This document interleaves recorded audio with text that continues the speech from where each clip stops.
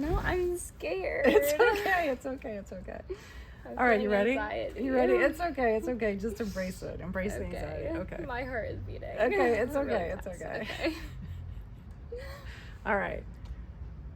Hi, this is Origin Stories with Rachel No, Stevenson. okay, No, I you're did that not- on purpose. yeah. I did that on purpose. I did that on I purpose. know, because you were talking weird. No, because Roxy has been teasing me about how I greet you, and so now I'm gonna do it more normally. Hi, this is Origin Stories with Rachel Stevenson and Roxy. I'm really excited because today Roxy is joining me. She's my daughter. She's my official second guest. She's giggling a little. That's all right. Roxy Sully is actually her first and middle name. And do you want to actually say what Sully represents? Yeah, that's the name. That's my Babagwa's first name, so my dad's dad. Yeah. And, yesterday I talked to Simone, who, of course, is Roxy's sister, and we acknowledged that Babagwa is one of the grandparents in our family who is gone, right? Like, he's not with us. And so Roxy's middle name, Sully, is ultimately a way to honor him. And anyway, so you do carry your grandfather's name. Yeah. So I wanted to start knowing that, this isn't the easiest thing for Roxy by introducing her a little bit, although maybe I'll ask you to do some of that too. If you had to introduce yourself to whoever's out there, maybe no one, what would you say about yourself? I'm a rising freshman. In high school. Yes. Yeah. Yeah, I'm gonna turn 14 in September. Today is August 15th. Yeah. Which is your mother's birthday. It's true. Which is also my birthday, I don't care. Which is 1 month before Gigi and, my birthday, so. That's right. Yeah, so we're recording this on a special day because it is my mom's birthday. She would have been 68 years old today. Which is pretty young. Which is pretty young for a grandparent. It's true. I mean, of course, she was 17 when I was born, so yeah. that explains it. Well, actually, so speaking of my mom, maybe that's where we can start. Okay. I've got this ring, and actually, I'm going to see, how to do this right. But okay, should I hold it up to the?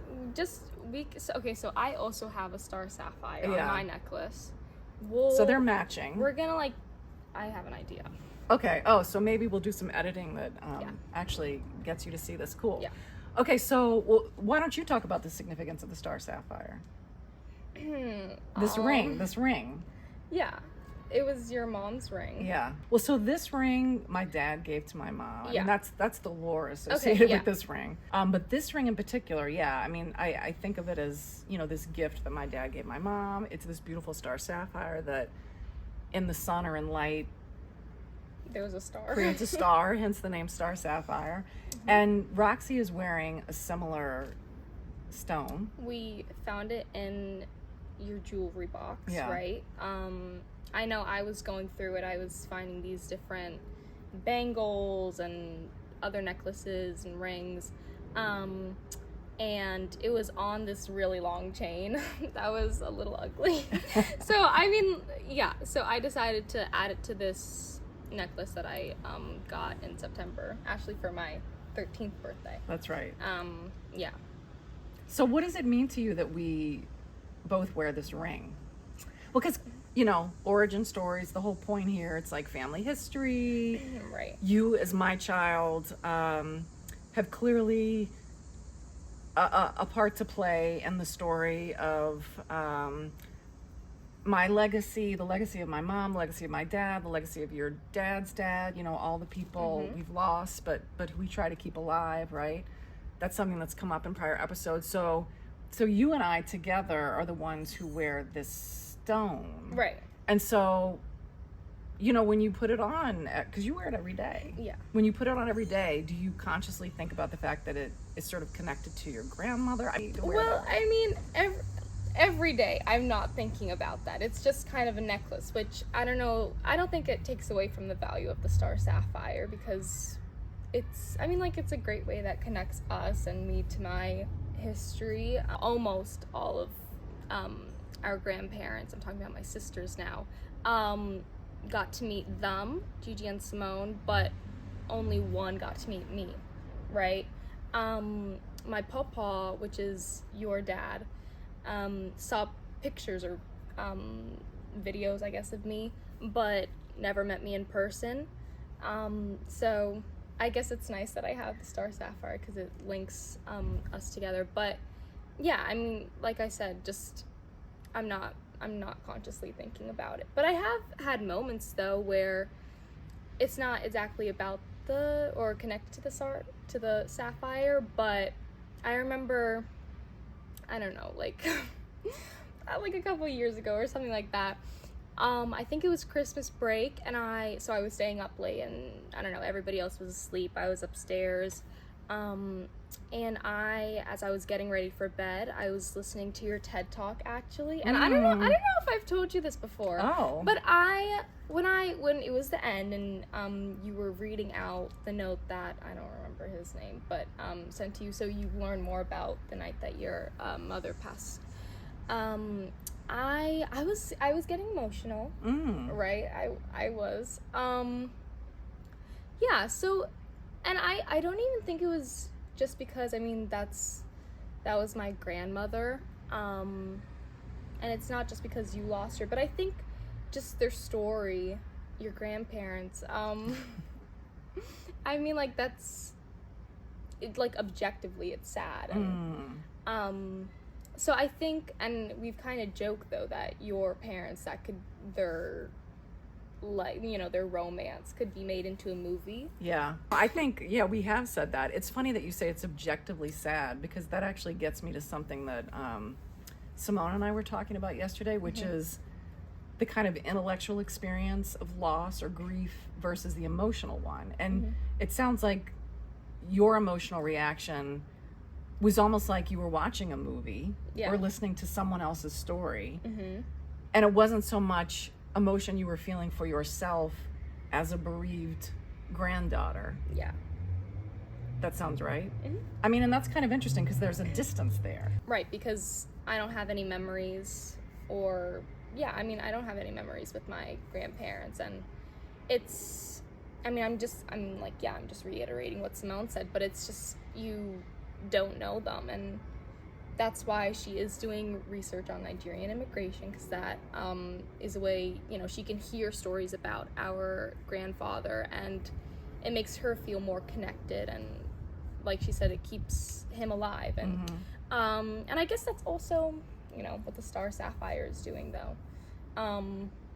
It's, I guess, what's the way I can put it? I guess it's passing it on through the generation, so it's keeping that legacy.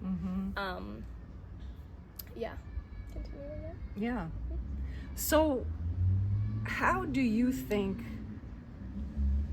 the kind of conversations that we have like this, because one underlying premise to this whole project is that talking about this kind of stuff is important, it's meaningful, it's valuable, it provides clarity, that kind of thing. We've acknowledged there is some emotional distance. Some of this is like you want to hold on to something physical that keeps you connected to the memory, etc.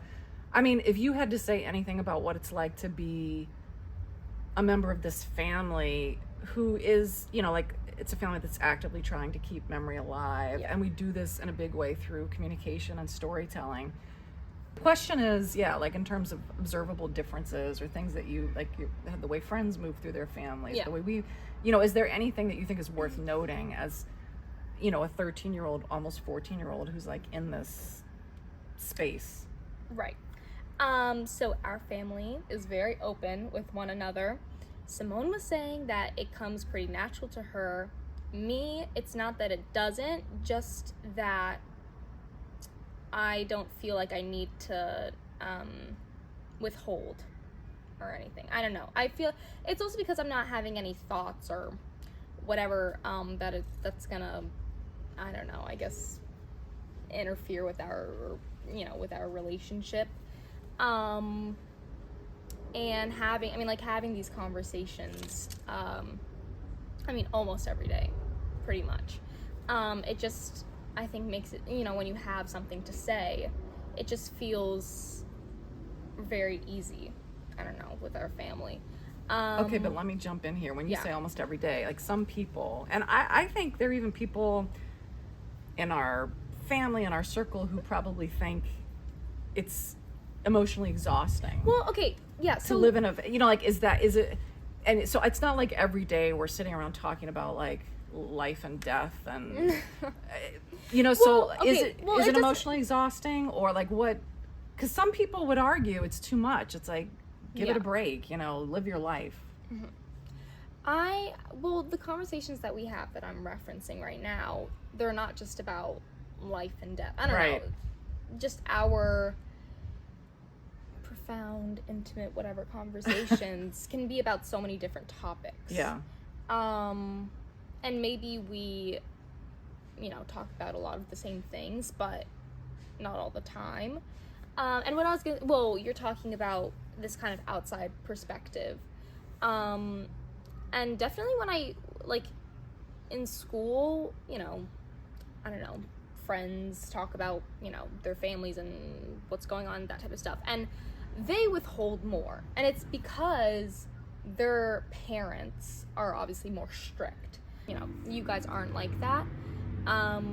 So that's, I guess, another... Strict implies rules, but do you mean like their emotional boundaries? Well, okay, yeah. So, well, it's fine. It's not like I'm referencing anybody. But for example, one of my friends was dating somebody. She felt like she couldn't talk to her mom about this, even, liking a boy. So, yeah. When I say strict, I mean, yes, rules, like, you can't date until whatever age, but then those, emotional boundaries, like you're saying, are, like, they're inherently attached to that.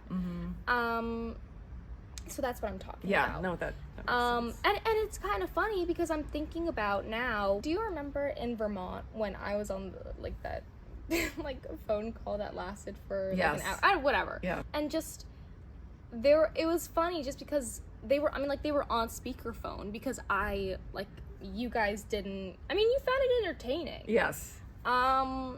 Meanwhile, they're like in the depths of their, I don't even know, like in a basement all together. People in their room all isolated in your, that type of stuff. I mean, like, and their yeah. lives are being blasted in our hotel room. Right, exactly. And they were definitely saying some things they assumed no parents were hearing. Exactly. Yeah. What I'm hearing, and I like this, to me it reinforces the point. It's not like the kind of everyday conversations, you're right, it's not like this heavy, like the burden of grief and we must explore it daily. What you're saying is that, what I think you're saying is that just being very like emotionally literate, it's like, if you can talk about life and death, which we do once in a while, then it's easier to talk about when you have a crush on someone. Right. And it's easier to talk about when you're afraid of messing something up in a class, or if you have a fear or something makes you anxious. It just opens up those lines of communication because the bottom line is we're being human. And it's okay to be human, and it's okay to talk about hard things, and that's just sort of an understanding. So I guess the last thing I wanted to chat about before we say goodbye for today, because you'll be back. Okay. Yeah. Right? Yes, yeah. And we can go on today if you want, but I was thinking, these bite-sized conversations that we're putting out there, was that I feel like this, what we're saying now, this kind of emotional literacy, this sort of interest in what you feel, what you think, how you kind of explain stuff, it seems to me to be translating a little bit into some of your emerging interests. Okay. And I'm thinking about the fact Roxy's about to start high school. She's actually thinking about joining the school newspaper. I'm not thinking.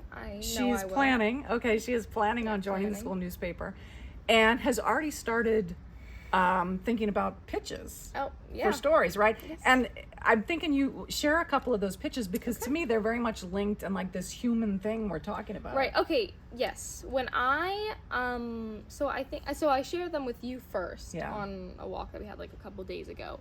And I'm like, I guess the title for it would be Connective Architecture or something. Okay, yeah.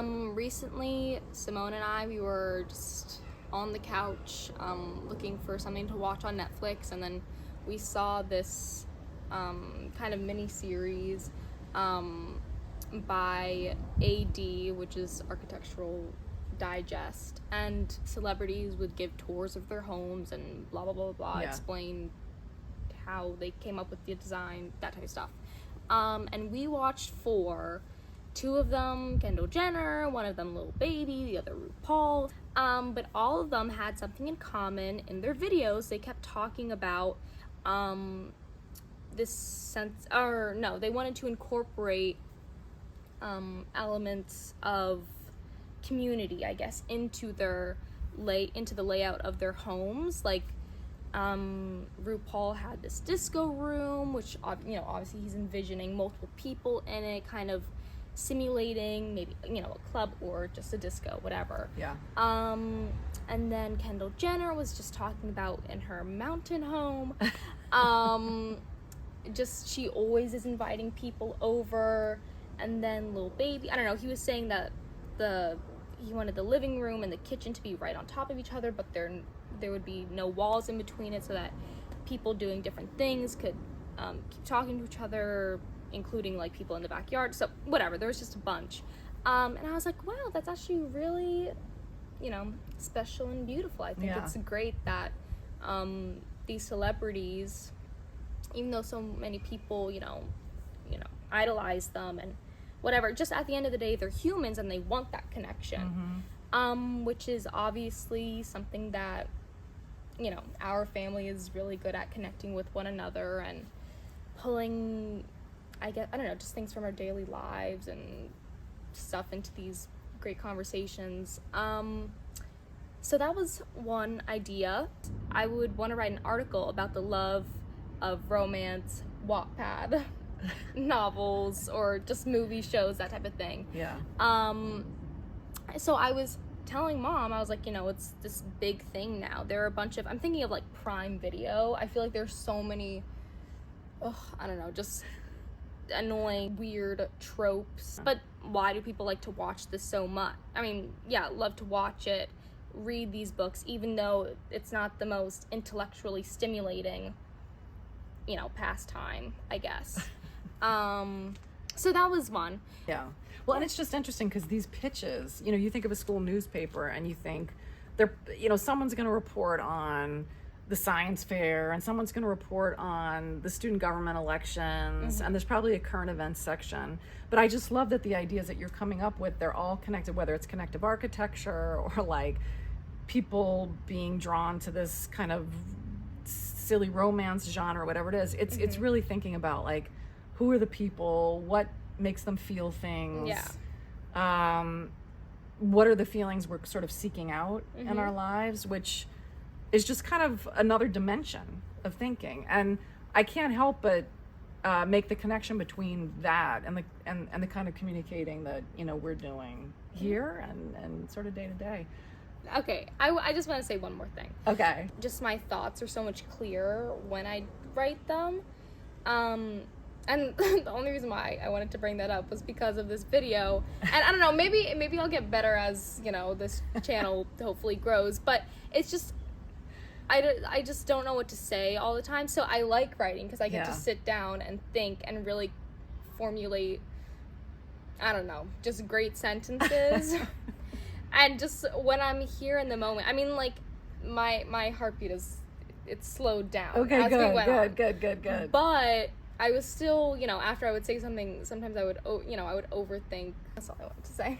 Just to give explanation for my. Well, you've been amazing. Things. You've been amazing. So you're going to come back then? You're willing to do it again? Yeah. It wasn't so bad. It wasn't that bad. I guess not, but. Yeah.